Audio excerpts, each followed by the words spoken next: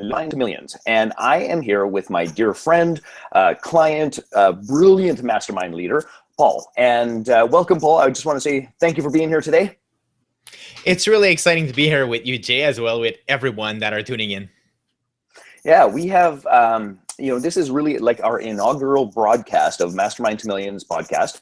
And, I was going through the people that I want to talk to and all the rest of it. And Paul is just in the middle of one of the most fantastic, what I think most fantastic accomplishments under the sun, which is he has launched a podcast to radically and dramatically increase his influence and contribute to his community in really powerful and meaningful ways. So I thought, who would I want to interview? It is my friend Paul. So anyway, before I get too far into this process, can you tell us a little bit about your history, Paul, how you came to leading masterminds, how you came to using a podcast to influence and contribute and create value for your tribe?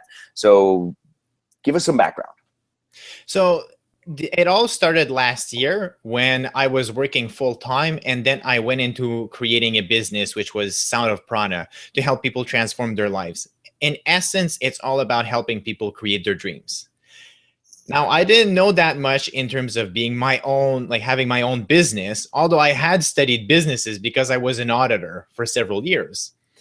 And one of the things that I did is I got a sales coach on board, Jeremy the Merchant, and one of the promos that he sent me, so I was working one-on-one with him, but he sent me the 90 days boot camp for masterminds. And as I looked into that, I was like, wait, this is my business model. Because what I found with the masterminds is it's very empowering. It's not simply just giving information from the top down. There's this very powerful collaborative approach to it.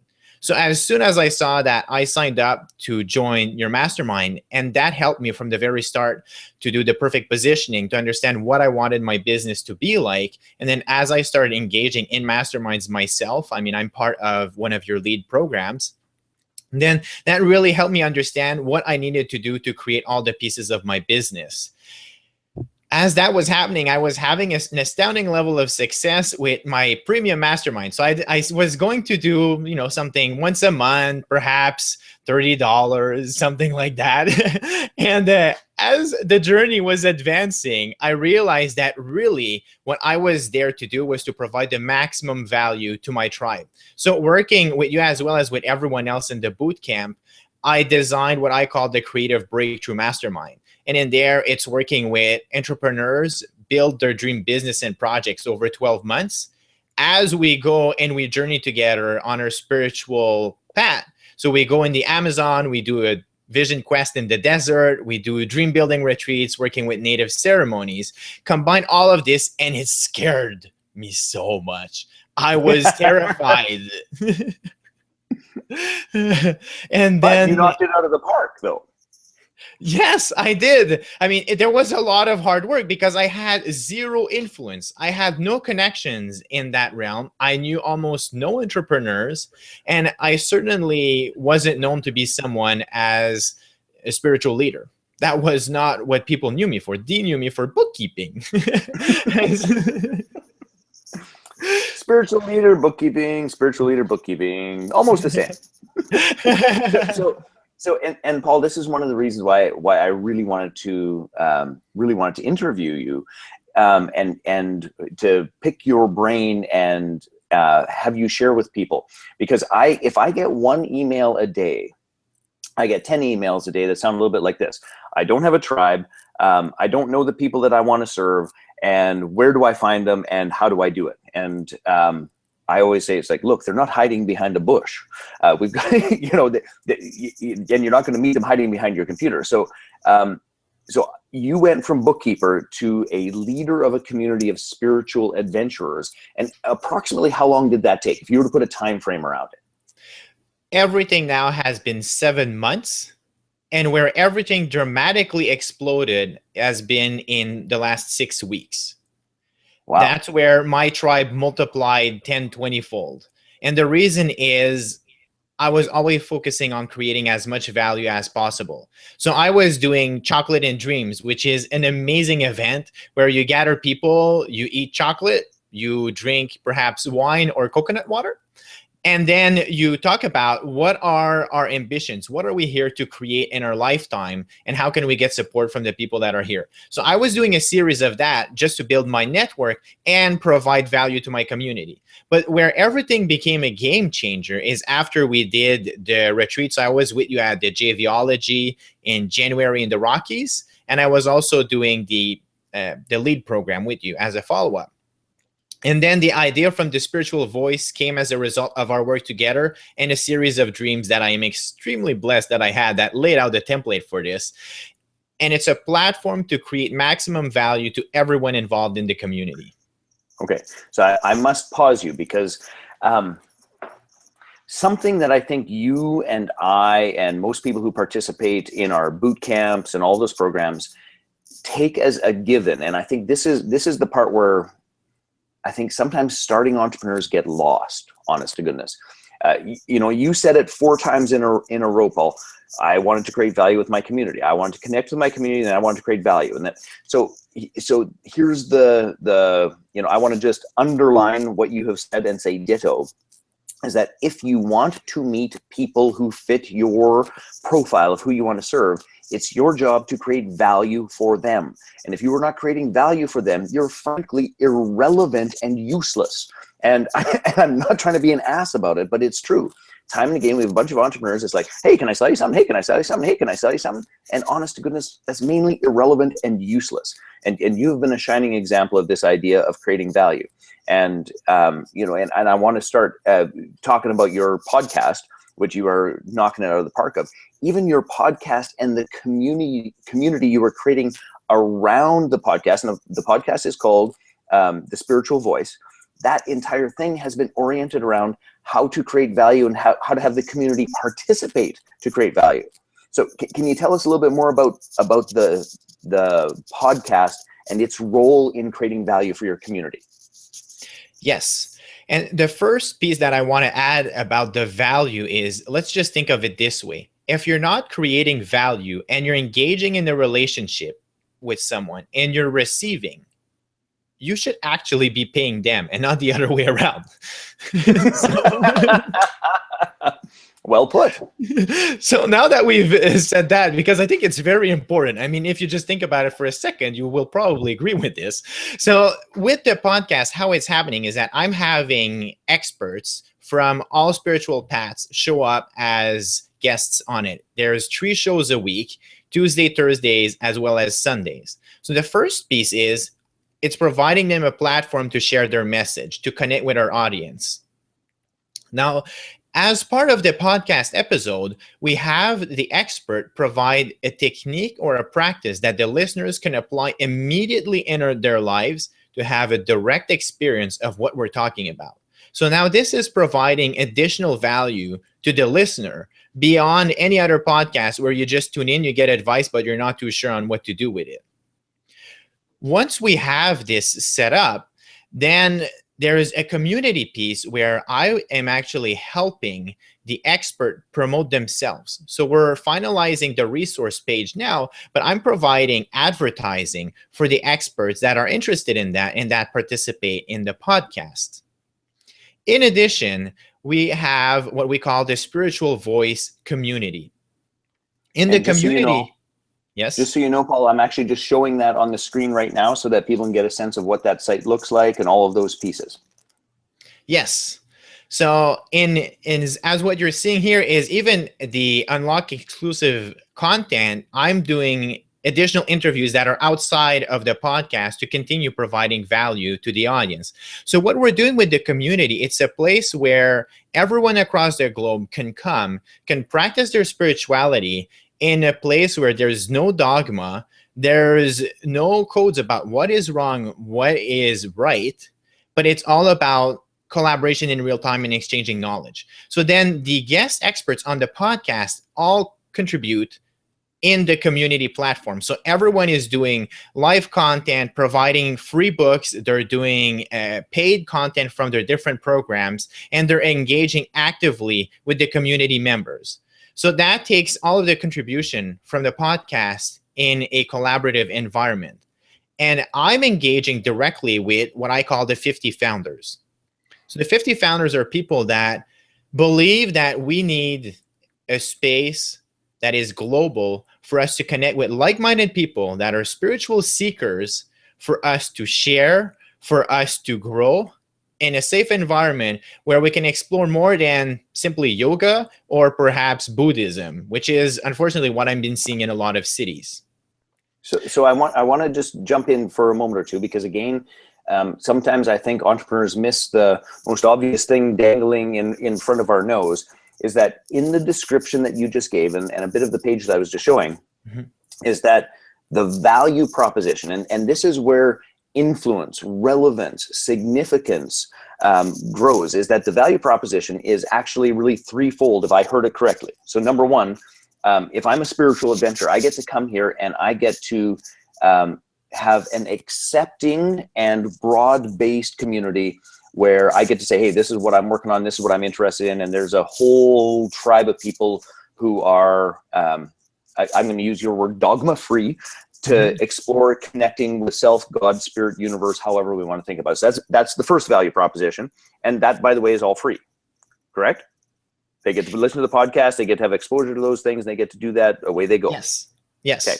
Tremendous value. Then value number two is that if I were a spiritual leader wanting to serve and support and connect and communicate, I could be a guest on that show and reach a broader audience, be a part of that tribe, connect and communicate. And then value number three is, if I want to take it further and actually engage, I could actually step up and be a co-creator, which would obviously take some investment on my part of time, money, energy, wisdom, authenticity, contribution. And so I could play at all three of those levels if I so chose. Yes. Exactly. And this is where it's amazing. Go ahead.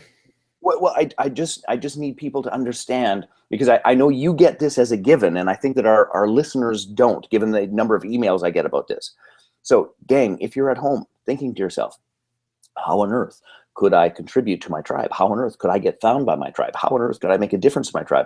For goodness sakes, exactly what Paul just did is replicatable. Okay, so I'll stop underlining. It's so important to me that people connect these dots. So please continue, my friend. Totally. So what I did is, even creating the community, it's what I called a crowdsourcing model. So I reached out and I said, who wants to see this happen? Who wants this community? And then I got about 150 people that raised their hands in about 5 days. And he said, I want to be in. And then even the logo of the spiritual voice, I used a crowd design system. And then I had a bunch of designers pitch. And then I had the supporters evaluate which one do we want and which one represents us. And then they were providing me comments for the designers, and then I would feed it back and I had them vote. So we all agreed, what did we want as the logo? Who do we want? I want to show that just so we're on the same page here. So this is, and by the way, just to put this in perspective, your podcast, The Spiritual Voice. So this is the wings, and it's not a huge, it doesn't show up huge right now, but if I click this, I think that it will. So this is right in iTunes. And by the way, back on the page we were at just a second ago, it shows as, even though this is brand new, this is number 2 in all podcasts in spirituality right now. Like, that is Rockstar and the power of community influence. So this logo here all came from the community. Yes, that was designed by the community, even the shades of it. They said, we want it a little bit lighter. Okay, great. Is that what everyone wants? Let's do a quick doodle poll on it. That's what we want. Perfect. And then I would send it back to the designer. Nice. So that's why I believe that when the podcast launched, well, this is not my podcast. This is our podcast. This is our community. This is what we're creating together.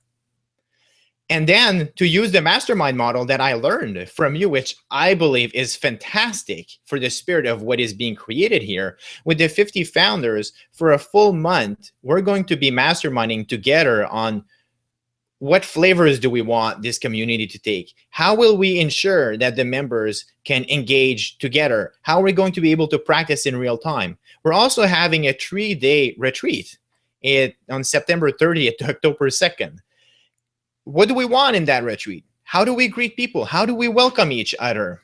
What do we do in terms of providing value and content? But all of those different concepts, how do we promote the community? How do we get the word out? All of that will be done through masterminding with the 50 founders. So not only will we continue this collaborative model, but we will also be empowering all of the 50 founders to become, I guess, master of masterminds and to build relationship among themselves. So then when the gates open to the broader community to access the platform, we're already going to be on a united, tight-knit front. You know, I just have to tell you, it's like I'm actually having an emotional experience listening listening to this, because in my heart, this is what spiritual practice is supposed to be. It is a binding and a togetherness and a unity, not a separation and the silly shit that happens in the universe related to, you know, my beliefs are right and yours quite clearly are wrong. So I just want to, you know, outside of how fantastic this is for building community and influence, this is the right work in the world, Paul, and I'm proud of you. Thanks, Jay. I really appreciate having that compliment. And also, I think that this belongs to the entire community. Already, there's about 250 supporters, and we've got about 60, 70 experts that have raised their hands.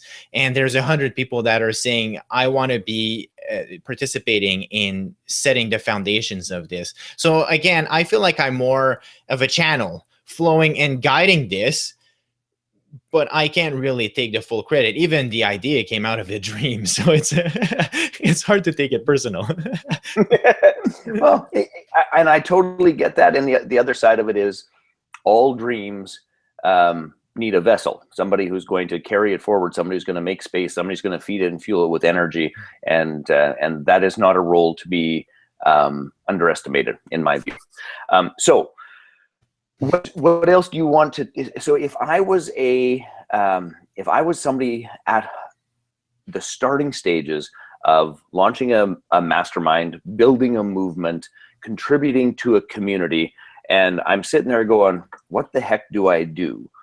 You know, what would be your most important bit of advice to me going, where are my people? So my first bit of advice would be to replicate what I did with the chocolate and dreams. And you can adapt that for whatever it is. It can be over a meal. You're talking about that technique quite often. But the prime focus of that would be having a group of close friends, or perhaps people that you just met if you don't have those close friends, because they will become your close friends. And then using a model where you're going to share openly on what do we want to create together, what would make an impact in the world. So you would obviously have an idea of what you're wanting to create. Otherwise, you would not be contemplating this idea. So you bring that to the table and you tell them, this is why I want you, because I'm looking at creating a vision. I want to be making the world and our community a better place, and I need your support to help flesh that out so that it can meet the needs of our community. And then I would engage in a masterminding model over chocolate, wine, apples, whatever you want, and then have them become extremely engaged and excited in the vision that you're creating together. Then that will lead you to having the connections that you need to create the next event. Now, the 1 degree of separation will be much easier for you to access, and then just continue building on that. And please engage with the people that are there from the start. Don't simply mark it as a tick mark. Oh, I met Bob and Susan and now they're on board. Let's go and look at Tim and Joanne, because otherwise now you're back into that taking mode. And what I'm actually doing, and this is what I recommend, is saying this is more than a business relationship. I'm looking at building an actual relationship. And if you need support in your life or you want to chat, I'm there for you. And don't hesitate to contact me. And I actually mean that. That's what I'm saying to everyone that are participating in this movement. And I mean, I've had a person call me when they were in distress, and I was happy to help out, because I know that if I'm in that situation, I will appreciate it so much. And this is going beyond the business aspects. It's really creating friends and not making it all about the business. That is so important. I really believe, particularly in community building, influence, and masterminding, is that the transaction of business becomes the sort of the ancillary piece if we have the right purpose up front. Okay, so we're getting towards the end of our time here, Paul, and I want to make sure that people know how to follow the spiritual voice. I want to make sure that people know how to follow and connect with you if they're interested in participating in this community. And that could be right from the beginning. Value 1, listen to the podcast. Value 2, heck, potentially be a guest on the podcast. Number 3, step up and be one of these founding community members where you're going to invest and co-create. So can you step us through exactly, if I'm listening and watching and going, hey, what do I do next? What guide us, please? Yes. So the first step would be to go directly to the website, thespiritualvoice.com, because there you're going to have, while you're talking. Okay. Yes, there you're going to have access to everything that you just mentioned. There's an easy button to, yeah, perfect. So if you go here, yes. So then you can see join the community at the top in the middle. And if you scroll a little bit down, you're going to as well notice that there's a button to apply for one of the 50 founding members. So this is if you want to step up. Now on the homepage, there's also a button for, oh, perfect. And then there's a short questionnaire here just to make sure that I understand what is your vision for the community. Why is this important for you? And I will actually be getting back to you personally on that. I mean, I don't have bots and a bunch of people looking through that. It's direct communication with me. So now as you scroll a little bit down, then you can see there's again to become one of the 50 founding members. But what I want to see is subscribe to the Spiritual Voice podcast for free. This link for iTunes as well as Stitcher will bring you to the 2 main platforms where you can subscribe and you can listen to the podcast. We're releasing 3 shows a week. We already released episode 6 today. So this is something that you will want to subscribe and stay up to date with all of the content. Now, if you scroll a little bit lower, actually a little bit more. Perfect. So I built in a player in here. Well, it's a widget, right? I mean, I didn't build it. But in here, for people that do not like iTunes or Stitcher, you'll be able to play directly. So you see in the header bar, there's a little play button. And on the right-hand side in here, you have episode 765. So you'll be able to tune in directly from the website.